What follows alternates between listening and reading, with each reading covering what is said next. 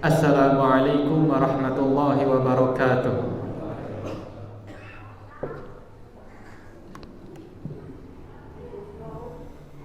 Innal hamdalillah, sesungguhnya segala puji hanyalah milik Allah. Nahmaduhu wa nasta'inuhu wa nastaghfiruh. Kita semua memujinya, kita semua hanya meminta pertolongan kepadanya, dan kita semua hanya meminta ampunan padanya. Wa na'udzu billahi min syururi anfusina wa min sayyiati a'malina. Kita semua berlindung kepada Allah dari kejelekan jiwa-jiwa kita dan dari keburukan apa yang kita perbuat. May yahdihillahu fala mudhillalah.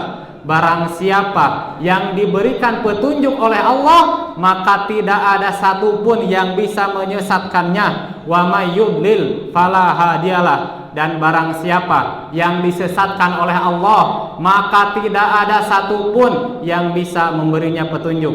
Asyhadu an la ilaha illallah wahdahu la syarikalah wa asyhadu anna Muhammadan abduhu wa rasuluh. Saya bersaksi bahwasanya tidak ada zat yang berhak disembah kecuali Allah, tiada sekutu baginya, dan saya bersaksi bahwa Nabi Muhammad adalah hamba dan utusan Allah.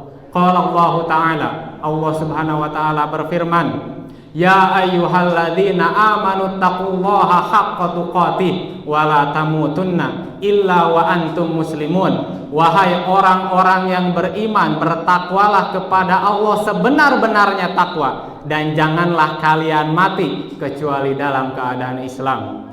Wa qala ya ayyuhan nasu taqu rabbakumul ladzi khalaqakum min nafsin wahidah. Wahai sekalian manusia, bertakwalah kepada Allah yang telah menciptakan kalian dari jiwa yang satu, yaitu Adam. Wa khalaqa minha zaujaha, dan Allah pun telah menciptakan pasangannya, yaitu Hawa. Wa batha minhuma rijalan katsiran wa nisaa, dan Allah pun telah menyebarkan dari keduanya, Adam dan Hawa, laki-laki dan perempuan yang sangat banyak. Wattaqullaha alladzi tasaaluna bihi wal arham.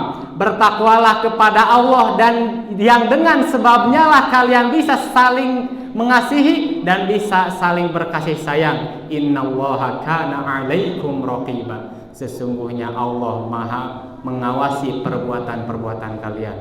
Wa qala ya ayyuhalladzina amanu taqullaha wa qulu qawlan sadida. Wahai orang-orang yang beriman, bertakwalah kepada Allah dan katakanlah perkataan yang benar. Yuslih lakum a'malakum, maka niscaya Allah akan memperbaiki amal-amal kalian. Wa yaghfir lakum dzunubakum, dan Allah pun akan mengampuni dosa-dosa kalian. Wa may yuti'illaha wa rasulahu faqad faza fawzan 'azima. Maka barang siapa yang mentaati Allah dan Rasulnya, maka sungguh dia telah mendapat kemenangan dengan kemenangan yang sangat besar. Ayyuhal hadirun, usi nafsi wa iyyakum bitaqwallah faqad fazal muttaqun. Hadirin sekalian, semua yang hadir di tempat ini, saya mewasiatkan diri saya sendiri dan semua orang yang hadir di tempat ini untuk senantiasa bertakwa kepada Allah dengan menjalankan perintah-perintahnya dan menjauhi larangan-larangannya. Sesungguhnya orang yang menang hanyalah orang yang bertakwa kepada Allah. Allahumma sholli ala Muhammad wa ala ali Muhammad kama shallaita ala Ibrahim wa ala ali Ibrahim innaka Hamidum Majid.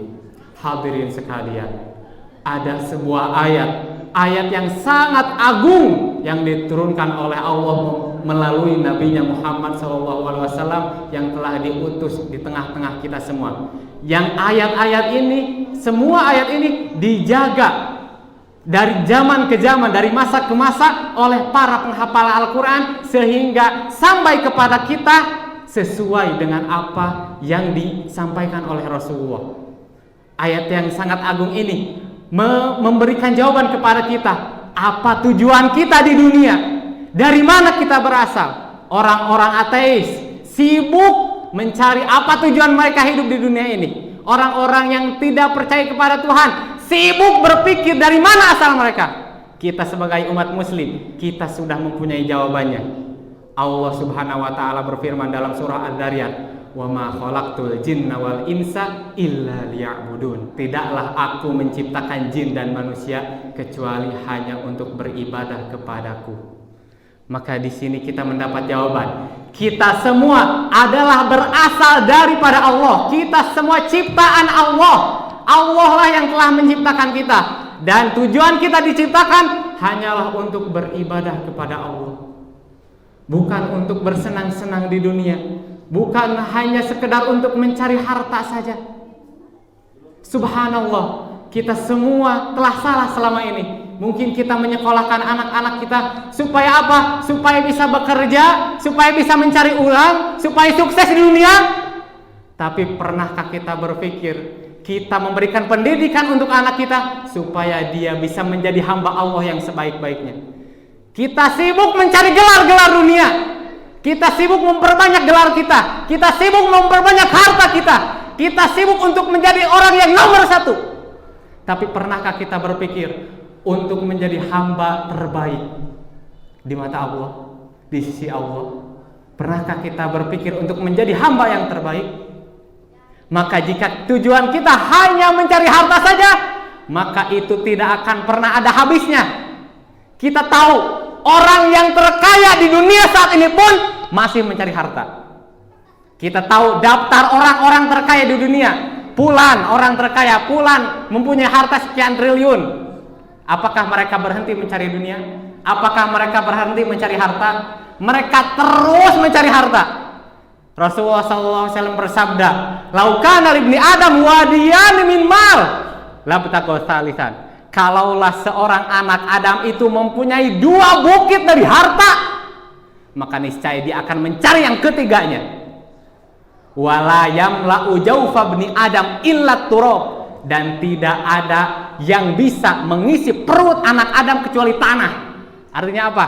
Anak Adam akan mencari harta sampai kapan? Sampai mati, sampai dia dikubur di dalam tanah. Wa yatubullahu ala man tab, dan Allah akan memberikan taubat bagi siapa yang ingin bertobat. Maka inilah tujuan kita. Jangan sampai kita hanya sibuk mencari dunia, mencari harta. Maka Islam tidak melarang kita untuk menjadi kaya.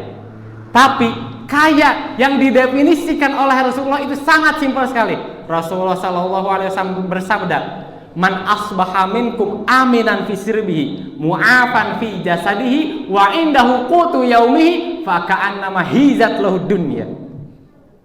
Barang siapa di antara kalian yang mendapati pagi dalam keadaan aman di rumahnya, maka kita lihat betapa banyak manusia yang sekarang tidak mendapatkan keamanan tersebut. Mereka mungkin ditimpa bencana, atau bahkan mereka mungkin sedang dalam keadaan peperangan. Tapi kita semua yang ada di sini, kita dalam keadaan aman, tidak dalam keadaan bencana, tidak dalam keadaan peperangan. Kemudian Rasulullah lanjutkan sabdanya, mu'afan fi jasadihi, kalian sehat di badan-badan kalian. Maka kita tahu berapa banyak manusia, atau mungkin bahkan saudara-saudara kita yang kita tahu yang sekarang sedang terbaring sakit, sekarang sedang terbaring di rumah sakit. Maka jikalau kita sehat saat ini, maka itu adalah nikmat yang besar yang diberikan Allah kepada kita. Maka sebuah nasihat yang telah disampaikan oleh orang yang ditimpa kanker, sebelum dia meninggal, dia berkata, "Aku telah habiskan hidupku untuk mengejar harta. Sampai sekarang aku sukses berlimpah dengan harta. Aku mempunyai rumah mewah, tetapi tempat tinggalku hanyalah ranjang rumah sakit saja. Tidak bisa kemana-mana. Aku bisa menggunakan mobil mewahku kemanapun aku pergi, tapi untuk ke kamar mandi pun aku harus dituntun oleh 2 orang. Aku bisa memakai perhiasan sesuai sekehendakku, tapi aku tidak memiliki rambut sehingga aku tidak indah lagi." Maka kita tahu betapa besar nikmat sehat ini. Maka kita sebagai muslim wajib untuk menjaga kesehatan kita. Tidak hanya yang halal saja yang masuk ke dalam tubuh kita, tapi juga harus yang thayyib. Maka Allah Subhanahu wa taala berfirman dalam surah Al-Maidah, "Makanlah sebagian yang dirizkikan oleh Allah kepada kalian yang halal dan thayyib, yang halal dan baik, yang tidak merusak tubuh kita, yang tidak membuat kita sakit." Kita jangan asal halal saja kita makan. Kita wajib mengkonsumsi hal yang halal dan thayyib. Kita tidak boleh mengkonsumsi apa yang memudaratkan kepada tubuh kita, apalagi kalau sampai itu memudaratkan orang lain. Kemudian Rasulullah melanjutkan sabdanya, dan dia mendapati pagi dalam keadaan dia mempunyai makanan pada hari itu. Ada 3, aman, tidak dalam keadaan peperangan, tidak dalam keadaan bencana, kemudian sehat, kemudian dia punya makanan untuk hari itu, faka'annama hizat lahud dunya, maka seakan-akan dia telah memiliki dunia dan seisinya. Inilah bahasa Rasulullah tentang kekayaan. Dia punya dunia dan seisinya. Aqulu qauli hadza wa astaghfirullah li wa lakum.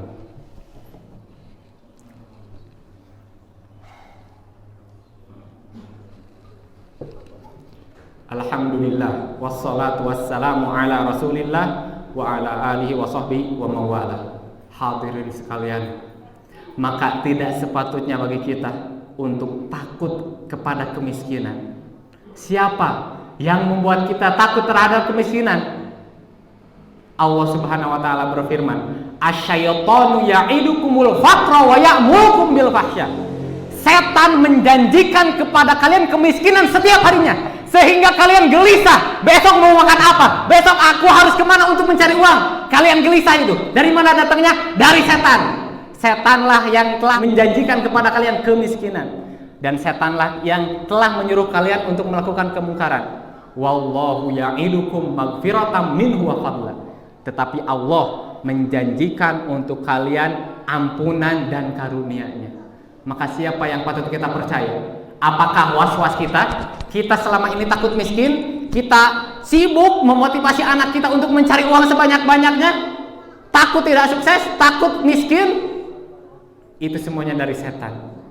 Maka inilah tujuan kita berada di dunia ini, hanyalah untuk menjadi sebaik-baik hamba Allah. Innallaha wa malaikatahu yusholluna 'alan nabi ya ayyuhalladzina amanu shallu 'alaihi wa sallimu taslima.